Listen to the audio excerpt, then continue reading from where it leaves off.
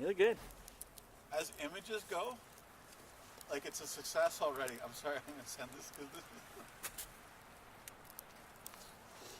It's a success just as before I'm sent to. It's pretty cool actually. I don't know if viewers can tell, but we're in Ottawa, Canada, and it's December. It's a Behind balmy. the camera, there's sheets of snow blowing off the trees. I struggled for many years, arguably to the point that I was middle aged before I really got okay with talking about things. And I realize now how stupid that was, to be clear. But on the flip side of it, I am a private person for notwithstanding my gregarious nature, I'm actually a private person. And me deciding to get help, talk to people who I talk to, those are all my choices. And much as I'm okay with doing things like this, and talking to people, part of my choice gets to be that, no, I don't feel the need to go into detail with whomever. You see what I mean? Yeah, fair enough. So it's not a hidden thing. It's or as they say in other countries, hidden. But it's my choice. So that's all it is. Also, part of my makeup and part of why we're here is about, again, contrary to how I kind of live my life and my outward appearance and stuff, I'm not a hateful person.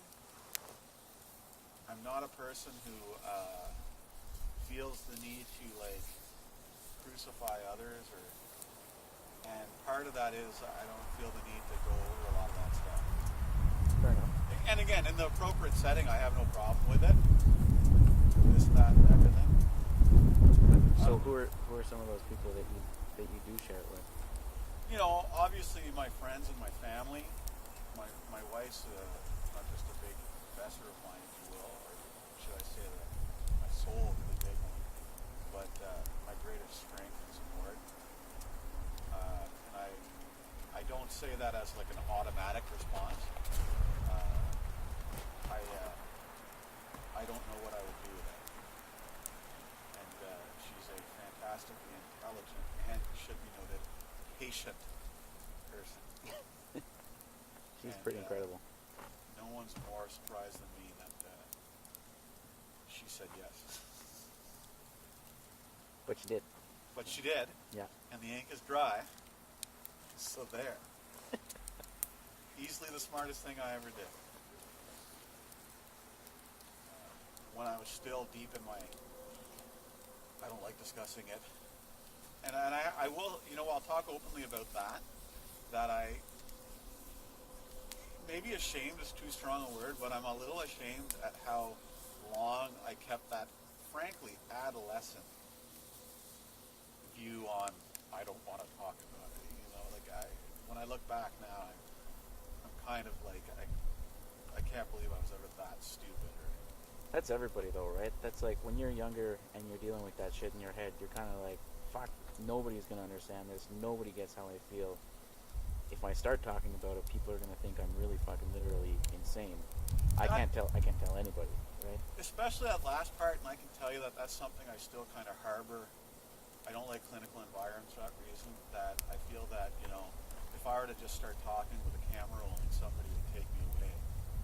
But for me, and don't mind talking about this, because it's one of the things that I've been able to, through getting help, I can say that and I can't speak for others, but my coping mechanism, and one of the reasons why I can let myself off the hook a bit for not talking, was I'm a person who needs to understand, and always have been. So when bad things happen to me, I would need to understand them. And in understanding something, you deflate it.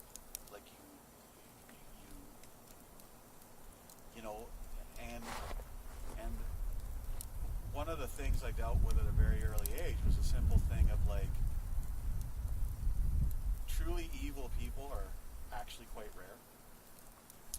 Bad people do good things. Good people do bad things. Life isn't black and white. And by no means does that necessarily leave people off the hook. In understanding that, in understanding things, and just sort of, I don't want to say moving on because that glosses over in my, it's gross glossing over in my opinion. Well, when there's an understanding, there's a certain amount of acceptance, right? And when there's that Yeah, acceptance, and you can, you're no longer afraid of some things you accept, right? well, exactly, and you can actually kind of turn the page with them. Also, you know, I did learn along the way that forgiveness is a uniquely selfish thing. Like notwithstanding, you know, religious connotations of it, I'm a big forgiveness guy. I'm a big understanding guy. Not for the person you're forgiving, but when you forgive someone, when you let someone off the hook, when you understand, you're giving yourself a pass to be sane, to move on, to try to find happiness in life. And that's why I tend to be very much that move on guy. I don't, so much so, like, you know, I've had conversations recently, not about my experiences, but like other people whom I know that their experiences are true. They're not making them up. And they're nightmares. They are. You know what I mean? And I think that's part of, like, I don't like talking about it. Like, I wouldn't even want to tell you about it, even camera off or not. I don't want to, you know. But one of the things that for the person, not for the person who committed something to them, but for that person, I'm always uncomfortable and sad to see them still have that rage, that anger, you know? Yeah. And I always try to, you know, I'm not a preachy guy, but I always try to, like, you know, you need to, I don't know, you need to do the housework on that stuff. It's, Yeah.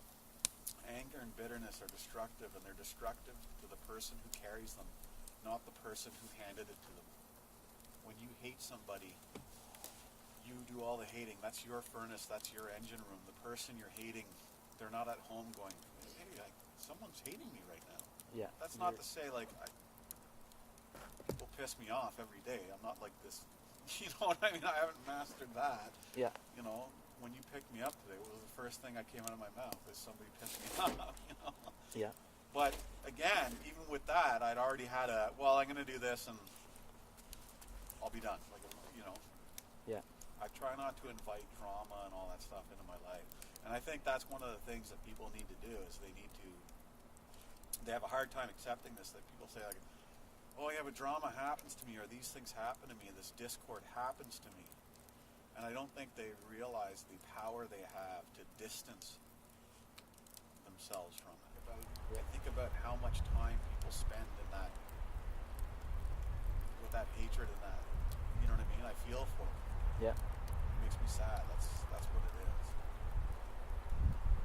Even just thinking about it right now. You know. And I don't have an answer. You know, having the realization, I guess, and of needing to understand, or in order to allow yourself to move on, kind of thing. Yeah. Do you remember when that happened? Was it like an aha moment, or was it over a period of time where you were like, no, you know what, I need to accept this and kind of take ownership of it and realize, was it a moment? Was it like, do you remember how you felt after you came to that realization? I do. I can tell you again. I'm going to say I'm slightly ashamed to say that contextually to the totality of my life, it's fairly recent. I can pinpoint not the moment where it clicked, the moment where it. I remember having to sit down and go like, wow. There was a murder in Ottawa not long after. This is way before they found the person, etc. The parents of this young woman were at like a press conference, and they spoke about forgiving this individual. And now in their case, it was based on their religion, but like given where I'm coming from now, I'm certainly not going to quibble about where good for you. You know what I mean? Yeah. But they spoke about, heartfelt spoke about forgiving this person. And I was first, like just blown away, though I'm a parent myself. Just, wow. Yeah. I just couldn't believe it. And then, again, I'm a person who needs to understand. I really thought about it, and I realized that in doing so, they've empowered themselves to not be total basket cases the rest of their lives. But for me, everything really came down to this belief, if you will, that I don't think it ever quite leaves you, and I still struggle with this today, that you start to believe that you're a bad person. Mm. You're no good. And the realization that, maybe I'm not, and even if I was at any point, I've built myself into this, you know what I mean? And, as they say, if when you talk about forgiveness, you start with yourself.